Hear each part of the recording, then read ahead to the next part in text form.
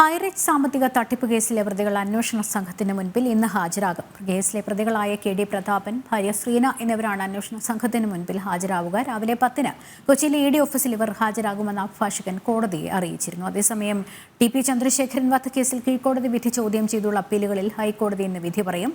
പ്രതികളും സർക്കാരും ടി.പിയുടെ ഭാര്യ കെ രമ എം.എൽ.എയും നൽകിയ അപ്പീലുകളിലാണ് ഡിവിഷൻ ബെഞ്ചിന്റെ വിധി പ്രസ്താവം ഉണ്ടാകുക. വിവരങ്ങളുമായി കിരൺ കുമാർ ചേരുന്നുണ്ട്. കിരൺ, കൊച്ചിയുമായി ബന്ധപ്പെട്ട് കേന്ദ്രീകരിച്ചുള്ള ഏറ്റവും പ്രധാനപ്പെട്ട രണ്ട് വാർത്തകൾ. അതിൽ ഹൈറിസ്ക് സാമ്പത്തിക തട്ടിപ്പ് കേസിലെ പ്രതികൾ അന്വേഷണ സംഘത്തിന് മുൻപിൽ ഇന്ന് ഹാജരാകും എന്നുള്ള സൂചനകളാണല്ലോ ആദ്യം നമുക്ക് ലഭിക്കുന്നത്. അതുമായി ബന്ധപ്പെട്ട കൂടുതൽ വിവരങ്ങൾ എന്താണ്?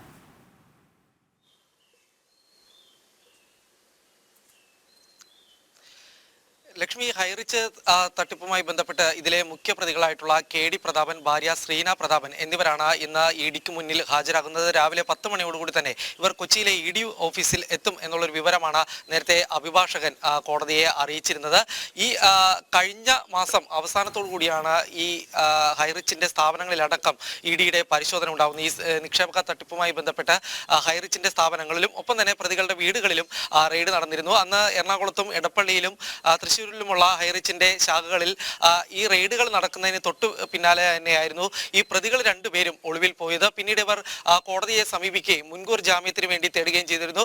ഈ മുൻകൂർ ജാമ്യം പരിഗണിക്കുന്നതിനിടയിൽ ഇതിന്റെ വിശദമായ വാദം കേൾക്കുകയും പിന്നീട് കോടതി തന്നെ ഈ പ്രതികളോട് അന്വേഷണത്തോട് സഹകരിച്ചൂടെ എന്നുള്ളൊരു നിർദ്ദേശം വെക്കുകയുണ്ടായിരുന്നു. ഏതായാലും ഇതിന്റെ അടിസ്ഥാനത്തിലാണ് പിന്നീട് അഭിഭാഷകൻ, അതായത് ഇവരുടെ പ്രതികളുടെ അഭിഭാഷകൻ കോടതിയെ അറിയിച്ചത് ഈ മാസം 19-ാം തീയതി, അതായത് ഇന്ന് പ്രതികൾ ഹാജരാകും, അന്വേഷണ സംഘത്തിന് മുന്നിൽ ഹാജരാകും എന്നുള്ളൊരു കാര്യം തന്നെയാണ് അറിയിച്ചിരിക്കുന്നത്. ഏതായാലും 10 മണിയോടുകൂടി തന്നെ ഈ പ്രതികൾ രണ്ടുപേരും ഇ.ഡി ഓഫീസിലേക്ക് എത്തും എന്ന് തന്നെയാണ് മനസ്സിലാക്കാൻ സാധിക്കുന്നത്. നേരത്തെ ഈ തട്ടിപ്പ് കേസുമായി ബന്ധപ്പെട്ട് 1630 കോടി രൂപയുടെ സാമ്പത്തിക ഇടപാടുകൾ, തട്ടിപ്പുകൾ നടന്നിട്ടുണ്ട് എന്നുള്ളൊരു കണ്ടെത്തലാണ് ഇ.ഡിയുടെ പ്രാഥമിക അന്വേഷണത്തിൽ ഉണ്ടായിരുന്നത്. ഇതിന്റെ അടിസ്ഥാനത്തിൽ 212 കോടി രൂപയോളം വില വരുന്ന ഇവരുടെ സ്വത്തുവകകൾ ഇ.ഡി കണ്ടെത്തുകയും ചെയ്തിരുന്നു. ഇതിനുശേഷമാണ് ഈ പ്രതികൾ നേരത്തെ ഒളിവിൽ പോവുകയും പിന്നീട് മുൻകൂർ ജാമ്യത്തിന് തേടുകയും ചെയ്തിരുന്നത്. ഏതായാലും ഇവർ ചോദ്യം ചെയ്യലിനോട് സഹകരിക്കും, അന്വേഷണത്തോട് സഹകരിക്കും എന്നുള്ളൊരു കാര്യം തന്നെയാണ് പ്രതികൾ അഭിഭാഷകൻ മുഖേന കോടതിയെ അറിയിച്ചിരിക്കുന്നത്.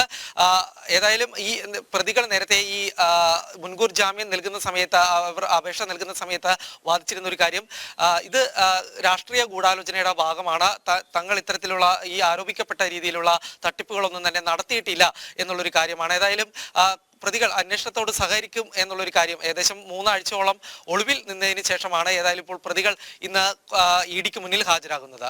ലക്ഷ്മി.